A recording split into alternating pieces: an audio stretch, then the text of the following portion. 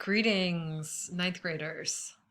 I am going to present day 2 of the drug and alcohol curriculum for ninth graders, and with a little feedback that I've gathered, I'm going to add in to this day some reflection on choice making and how to navigate when you are confronted with the opportunity to do drugs or alcohol and choices that you may use or discriminate with along the way. So we'll get to that and we'll have some good discussion time today to really go into that. So first of all, though, I want to present the material on the rest of the drugs, the 4 main categories of drugs, and we'll go into what those are, both what they are, how prevalent their use is, and the effects that they have on the brain. So without further ado, so we're going to talk about marijuana or cannabis, and how it has become more and more prolific, especially among teenagers, but everyone, as it becomes legal throughout the country every year. Last year I did this presentation and it was fully legal in 10 states. Now it's 12 in Washington, D.C. How opioid addiction has become a national epidemic. We'll talk a little bit about psychedelics and how they're starting to be used in research in some of the most prestigious universities in the country. Marin County, again, consistently ranking as the highest in the state for per capita teen drug and alcohol use. We talked about that before. And I might go a little bit into why I believe that is, or some of the experts think that that is. The schedule of drugs, so there's a schedule of 5 sections of drugs, and all of these psychoactive substances are put within one of those schedules, one of those layers, and it's really a very skewed system of measurement, and we'll talk a little bit about that. So the 4 main drugs that we're going to talk about are cannabis, opioids, both prescription and heroin, and cocaine and meth, and psychedelics. So starting with cannabis, it has become, like I said, increasingly prolific. I don't have statistics on the actual use right now, but while I was doing research, I did see that, in Canada, among adults, at least 20% use cannabis regularly, and over 50% have used it before. It's getting increasingly more concentrated, especially the psychoactive substance in cannabis, which is known as THC. Until the 90s, when your parents were coming of age, you could expect that marijuana had between 3 and 5% concentration of THC. And now, with the way that they're producing it, it is up, both breeding it and producing it, it's up to 80% concentration of THC in wax dabs or vape oils. So you can see what an incredible leap that is in terms of the effects of marijuana or cannabis. And so because of that, although the concentration has increased so much, although the availability has increased so much, again, similarly to nicotine and vaping nicotine, we have very little information about the effects of these stronger strains. We do know that ER visits have increased, and that psychosis induced from marijuana has also been on the increase, as well as possibly more dependence and addiction. Again, the statistics are not clear and out about this yet, but you are potentially, young people are the guinea pigs of this, and anyone who's taking it. So we don't really have the results yet on how THC, marijuana has traditionally been considered not addictive, but increasingly, I think with this level of concentration of THC, that we will see dependence on it and potentially physical addiction. So we're going to watch a video about the effects of THC on the brain, and some of the positive effects and also the negative. The Netherlands, a country known for trees, canals, bikes, wooden shoes, even more bikes, and an outspoken policy on drugs, in particular cannabis. Marijuana as a herb comes from the leaves of the cannabis plant. Famous cannabis users have included Pythagoras, Joan of Arc, Queen Victoria, Bill Clinton, and Barack Obama. Nowadays, marijuana is widely known as a stimulant, and I'm determined to find some people who can tell me all about it. And what better place to do so than in the capital city of marijuana, Amsterdam?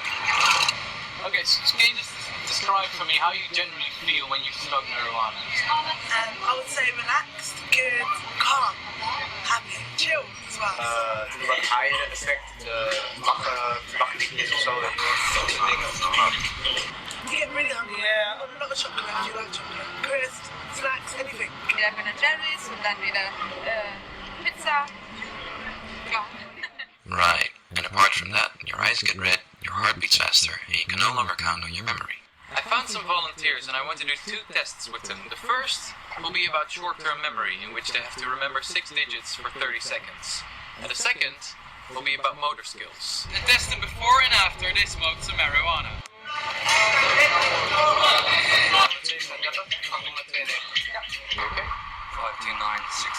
Okay, so everybody did very well, because they're very simple tasks. And while my participants now smoke up, let's dive into what marijuana is doing to their brains. The ingredient in cannabis that causes the effect of getting high is called delta-9-tetrahydrocannabinol, or simply THC. So what does it do?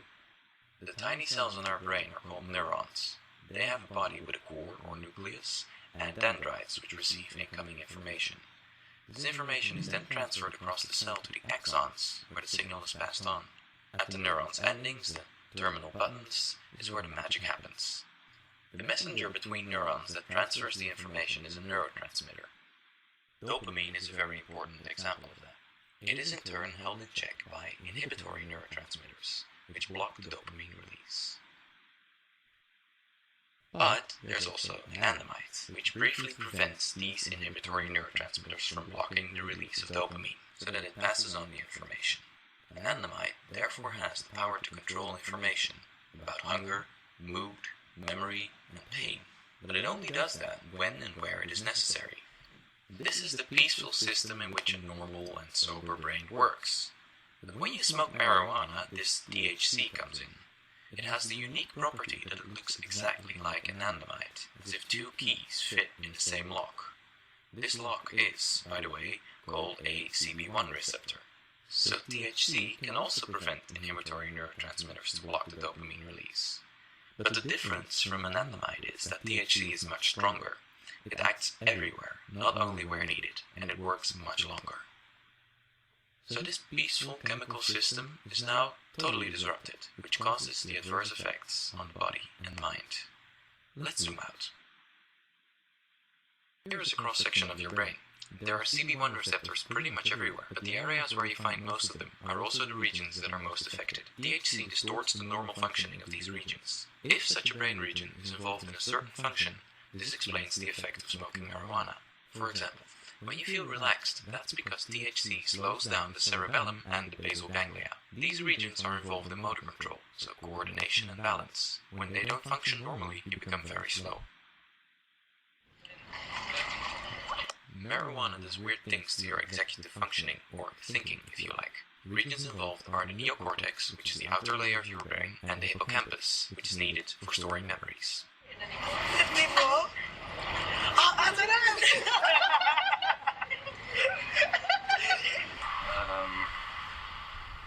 291 295.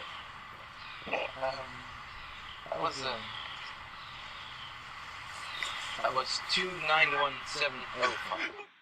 And then finally, happy feelings. They come from activation of the reward centers in the brain, like the nucleus accumbens. They make you feel good when you eat chocolate, have sex, or listen to nice music. On the other hand, if you feel anxious or panicky from marijuana, that's the amygdala's fault. It regulates emotional responses and makes you freak out when you see a snake, for example. So, you can conclude that marijuana acts as an amplifier to your current mood. And yet, there's still a lot about it that's not well understood yet. But I guess that's the excitement of neuroscience. It keeps blowing your mind. The end. Okay, let's move on to opioids. So we'll learn more in a video about the history and the effects of opioids, but it really has become a national epidemic. In 2009, opioid-related deaths surpassed car accidents as the leading cause of death in the United States. Increasingly, it's become an issue, especially in the East Coast. It started there, but certainly, even down in the Tenderloin in San Francisco, the number of deaths between 2018 and 2019 more than doubled, just in that small area in downtown San Francisco, up to 290 deaths in 1 year. So that's, heading towards a death a day in that small area. So synthetic forms of opioids are becoming more and more the culprit. Incredibly strong forms of painkillers that are being cut with other drugs. They have incredibly strong effects. And up to, I'm talking about substances like fentanyl. You might have heard some about that in the news. That is 100 times more powerful than morphine. And, it just slows the functioning of the central nervous system down to such a point that people stop breathing and their heart stops beating. And it can happen really quickly within 20 minutes. People, die if they take too much of this substance. And so, increasingly it's being sold on the street, cut with other drugs, and is a real public health issue. So let's watch this video on the opioid epidemic. It's the deadliest drug crisis in American history, killing about 90 Americans every day, roughly the same number as car crashes. Here are short answers to some key questions about the crisis. What exactly is an opioid? Opioids are a class of drugs that interact with opioid receptors on nerve cells in the body and brain. They regulate pain and affect the brain's reward or pleasure system, which can make people feel high. That makes opioids powerful painkillers, but also extremely addictive. So what is the crisis about? The current crisis started in the 1990s, with the overprescription of opioid painkillers like Oxycontin. Over the next decade, a growing number of people became dependent on these drugs, and for many, what started with pills grew into a heroin addiction. Then in 2014, potent synthetic opioids like fentanyl began entering the drug supply in large amounts. Where's the crisis most severe? It's worse in the Midwest, Appalachia, and New England, but it really is a national problem. Synthetic opioids are continuing to enter new markets, especially in the Northeast and the South.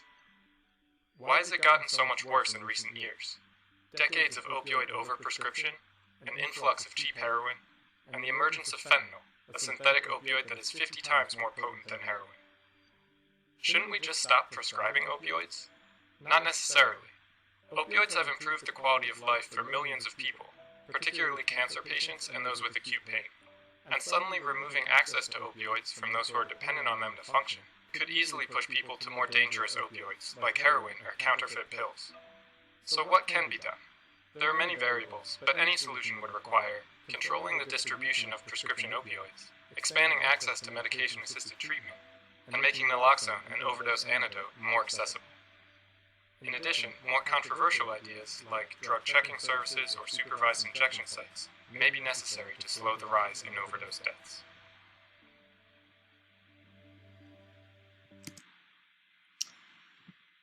So this is a quote from media in Marin. More than 400,000 prescriptions for painkillers, sedatives, and stimulants are written in Marin annually, and we only have about 250,000 people total, including kids. So Timmy Leslie of the Community Coalition of Prescription Safe Marin, that adds up to about 21 million pills every year being dispensed into our community. So when you talk about availability, it's really everywhere. So it starts, often benignly, opioid use, with people feeling like they need relief from pain, and then they become easily dependent on them because of the good feelings that come with them. But of course, when we've talked about this before with nicotine and alcohol, when a substance is hacking into the brain's kind of natural neuronal pathways, it initially feels really good and gives us a rush of the positive experience of that substance. But then, because the brain tends towards homeostasis, the brain has to balance out the effects of it. And so with something like opioids, we have the natural endorphins, the receptors, opioid receptors in our brain, and so if you're flooding it with an outside source, then you start to develop less receptors in your brain naturally. And so you need more of the substance in order to have the feelings. And then if you quit the substance, there's an incredible feeling of, an acute feeling of pain and craving, because there's not the natural endorphins flowing in your brain. Cocaine and meth. Okay, so two of the most addictive, physically addictive substances. The opioids are up there as well. Cocaine and meth work on the dopamine and pleasure reward system, that wiring in the brain. They're both really physically addictive. Again, similarly to the dynamic I was just describing, that they flood your neuronal pathways with lots of dopamine. And so, especially with meth, they see long-term damage of the dopamine receptors that actually just die off. So you don't have the capacity to, there's other long-term health effects with meth as well, but in this particular way, not feeling like you have the capacity to stimulate that pleasure reward system without.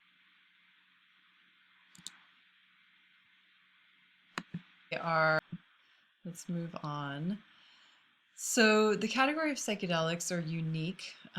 They have an impact on our perception of reality. And so they change the way in which reality is seen, and can sometimes give people windows into seeing themselves in a different way, or seeing life through a different lens. So there are many cultures that have used psychedelics in traditional ceremonial forms for as long as human beings have been using substances, and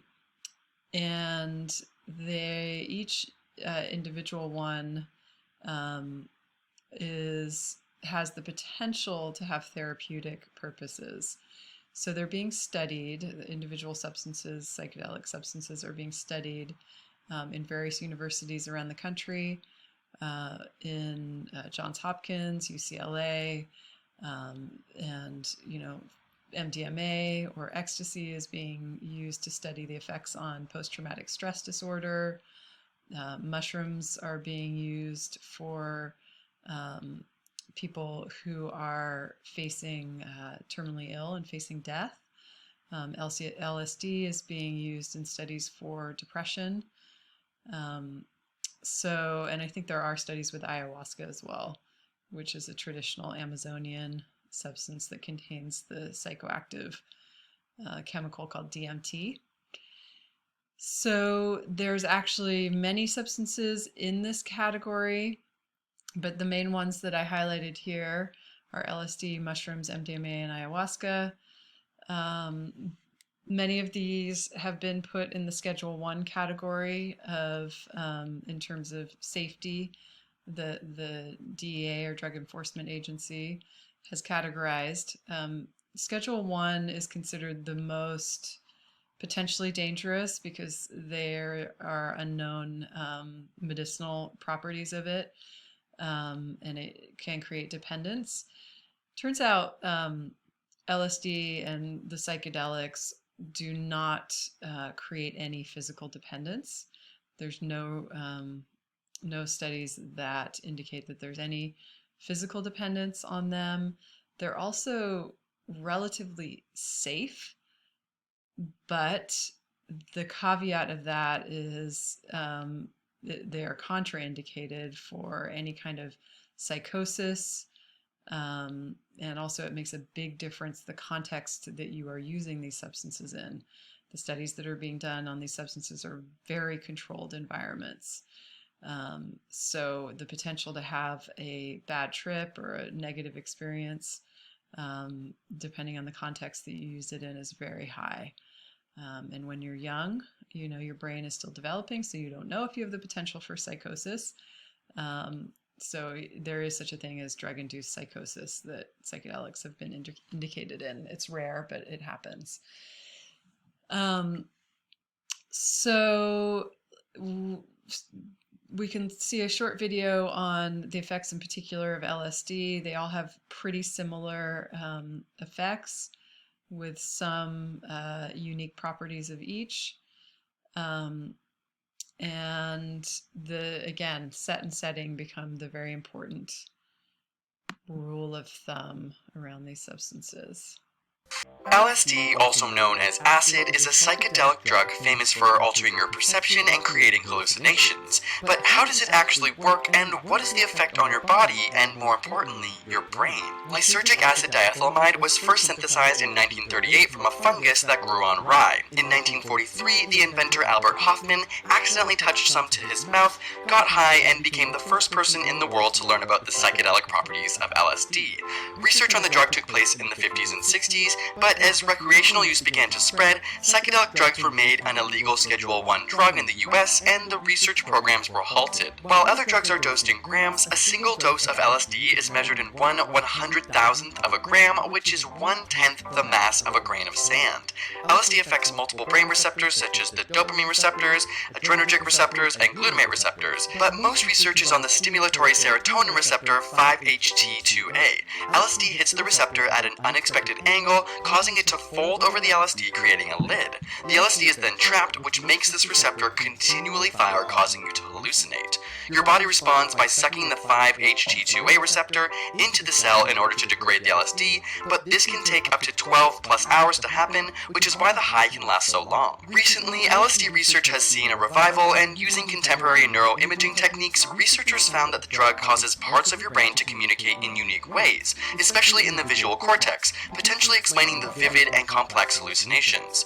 There's also decreased blood flow in the default mode network, correlating to strong changes in consciousness characterized as ego dissolution, described as a feeling where the boundary that separates you from the rest of the world dissolves. Many people report this feeling brings a sense of reconnection with themselves, others, and the natural world. In fact, a study on 20 healthy volunteers receiving 75 micrograms of LSD saw that 2 weeks after being dosed, they scored higher for the traits of optimism and openness, with increased creativity and imagination. This has led researchers to think about LSD as a therapy for patients with death anxiety and life-threatening illnesses. Researchers found that 12 months after treatment, patients reported a reduction in anxiety and a rise in quality of life as the drug helped them restructure their habits and worldview. It is also why the trend of microdosing is emerging, where a person takes 1/10 of a recreational dose of LSD, attempting to skip the hallucinations and instead experience heightened alertness, energy, and creativity. Although LSD is non-addictive and researchers rate it as significantly less dangerous than other drugs like cocaine and heroin, there's still an extreme extreme lack of scientific studies to explain the widespread microdosing trend, and even experienced hallucinogen users will sometimes experience bad trips, producing irrational fears, paranoia, and panic attacks. LSD can also cause flashbacks, where months after the drug is worn off, it can feel as though you're experiencing the effects of the high all over again. In some extreme occasions, people have developed hallucinogen persisting perception disorder, which is like a never-ending trip. Thinking that LSD can lead to psychosis and the risk of suicide are overstated. The 14% of participants in the US National Survey who had done psychedelics in their life had no increased risk of developing psychosis, depression, or suicide attempts. But the new research around LSD's potential positive effects is also very young, so this might not be a trip you want to take. All right. So the teen brain and addiction, kind of overview, and you've had this in many forms. I know we've talked about it, and I'm sure you've heard it before. But because your brain is still in the process of laying the groundwork for your neural pathways, and there's all the pruning that's happening in your brain and reinforcement of certain pathways and neural activity, because of that, drugs have more intense effects, and teen brains are more susceptible to addiction. So the younger you are when you start a substance, the more likely it is that you'll become addicted. 23 is when most brain development is complete. Not to say that there's not the plasticity and the ability to change your brain, but that basic foundation has been developed. So learning how to have fun and dealing with your emotions without the use of drugs or alcohol will definitely pay off in the long term. Just having access to ways to entertain yourself. It's, all of these substances are like the easy way to do things in a way, the easy way to find the positive experiences.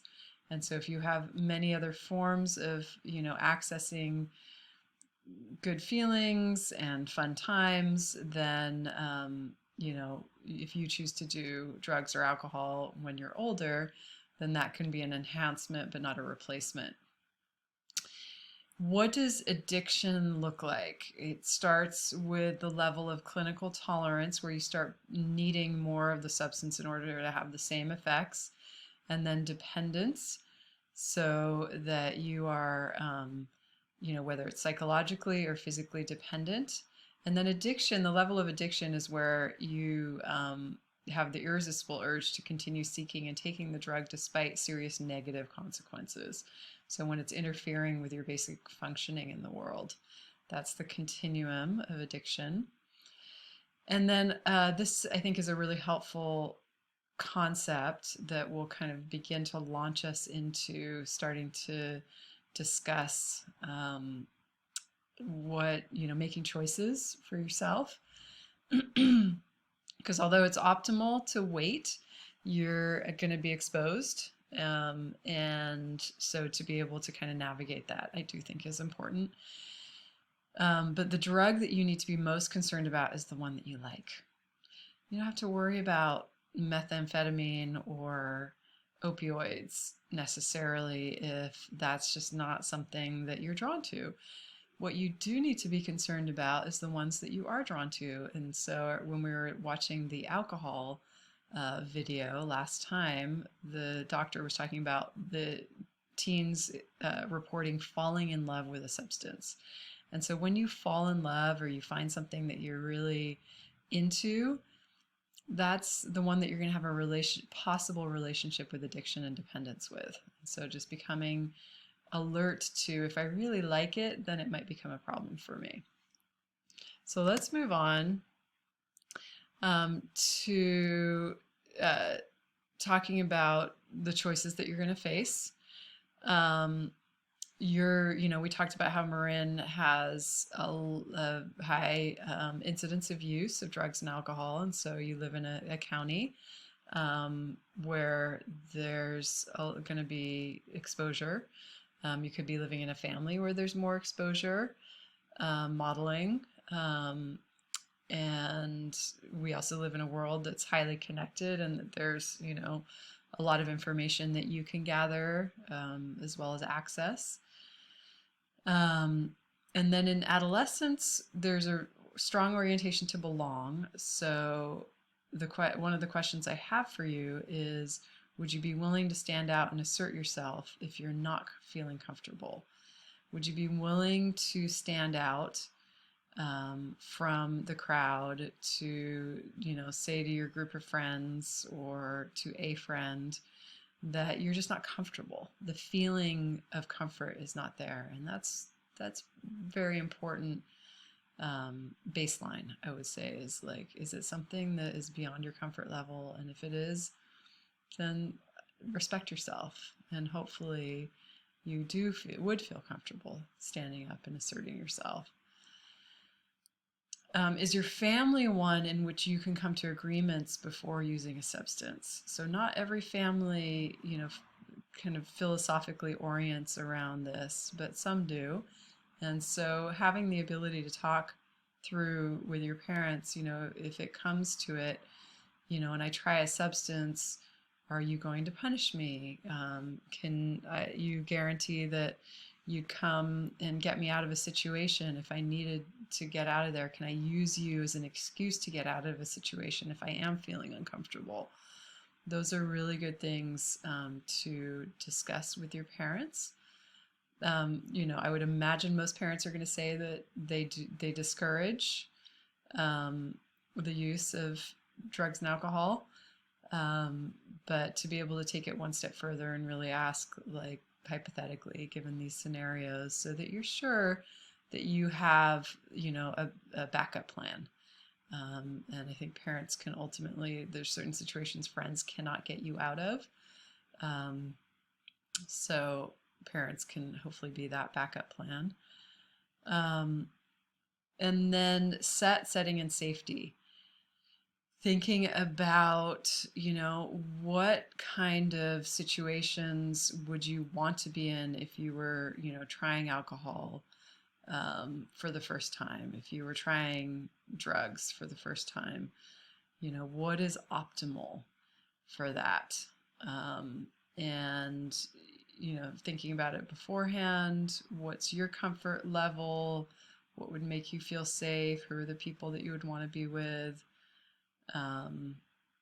And yeah, just going through some of those scenarios. So we're going to have some opportunity. I want you to start to think about these, and then we're going to take them into a discussion group. So these are the questions for us to sit with. What are your personal guidelines about taking drugs? How long do you want to wait?